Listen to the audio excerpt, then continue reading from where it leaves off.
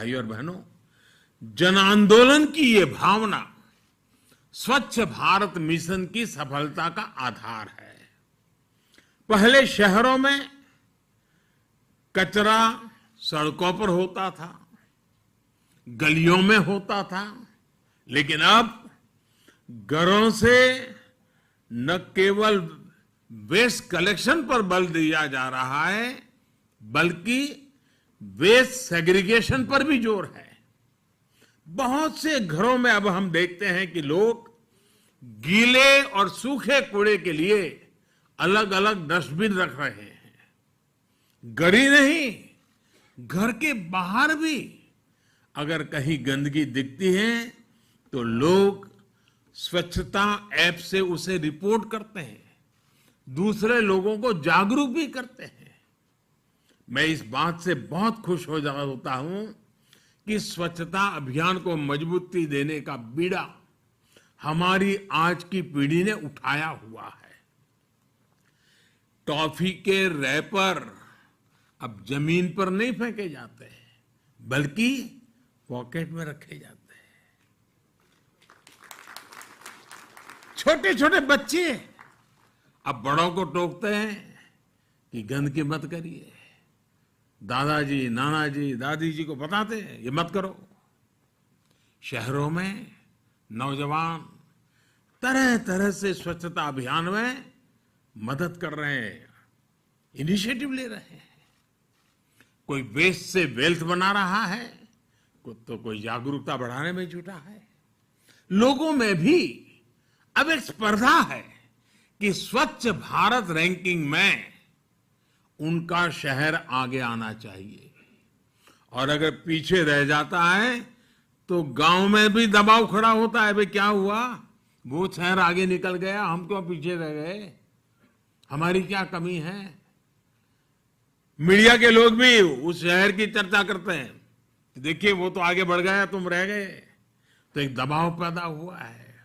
अब ये माहौल बन रहा है कि उनका शहर स्वच्छता रैंकिंग में आगे रहे। उनके शहर की पहचान गंदगी से भले शहर की ना हो।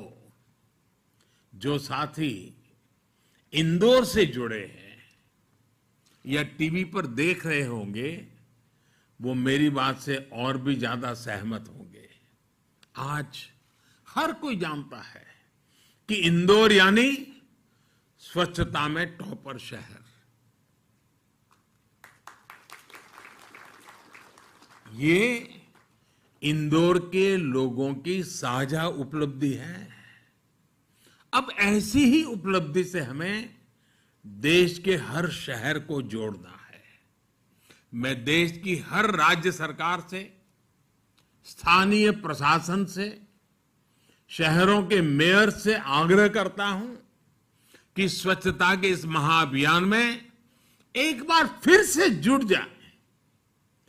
कोरोना के समय में कुछ सुस्ती भले आई है, लेकिन अब नई ऊर्जा के साथ हमें आगे बढ़ना है।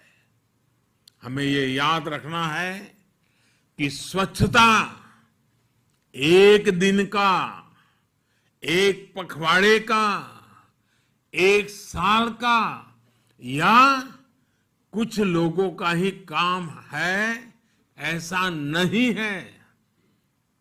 स्वच्छता हर किसी का, हर दिन, हर पखवाड़े, हर साल, पीढ़ी दर पीढ़ी चलने वाला महाअभियान है।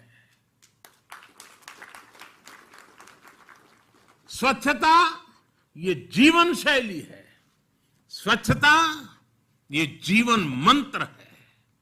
और जैसे सुबह उठते ही दांतों को साफ करने की आदत होती है ना, वैसे ही साफ सफाई को हमें अपने जीवन का हिस्सा बनाना ही होगा। और मैं ये सिर्फ पर्सनल हाइजीन की बात नहीं कर रहा हूं, मैं सोशल हाइजीन की बात कर रहा हूं। अब सोचिए, रेल के डिब्बों में सफाई, रेलवे प्लेटफॉर्म पर सफाई, ये कोई मुश्किल नहीं था। कुछ प्रयास सरकार ने किया, कुछ सहयोग लोगों ने किया और अब रेलवे की तस्वीर ही बदल गई है। साथियों, शहर में रहने वाले मध्यम वर्ग को शहरी गरीबों के जीवन में ईज ऑफ लिविंग बढ़ाने के लिए हमारी सरकार रिकॉर्ड इन्वेस्ट कर रही है। अगर 2014 के पहले के 7 सालों की बात करें, 7 वर्षों की बात करें, तो शहरी विकास मंत्रालय के लिए 1.25 लाख करोड़ के आसपास का बजट ही आवंटित किया गया था। 7 साल में 1.25 लाख, जबकि हमारी सरकार के 7 वर्षों में शहरी विकास मंत्रालय के लिए करीब करीब 4 लाख करोड़ रुपए का बजट आवंटित किया गया। ये इन्वेस्टमेंट शहरों की सफाई, वेस्ट मैनेजमेंट, नए सीवेज ट्रीटमेंट प्लांट बनाने पर हुआ है। इस इन्वेस्टमेंट से शहरी गरीबों के लिए घर, नए मेट्रो रूट और स्मार्ट सिटी से जुड़े प्रोजेक्ट्स पूरे हो रहे हैं। हम भारतवासी अपने लक्ष्य प्राप्त कर सकते हैं, इसका मुझे पूरा भरोसा है। स्वच्छ भारत मिशन और मिशन अमृत की स्पीड और स्केल दोनों ही ये भरोसा और बढ़ाती है। आज भारत हर दिन करीब 1 लाख टन वेस्ट प्रोसेस कर रहा है। 2014 में जब देश ने अभियान शुरू किया था, तब देश में हर दिन पैदा होने वाले वेस्ट का 20% से भी कम प्रोसेस होता था। आज हम करीब करीब 70% डेली वेस्ट प्रोसेस कर रहे हैं। 20 से 70 तक पहुंचे हैं, लेकिन अब हमें इसे 100% तक, 100% तक लेकर जाना ही जाना है।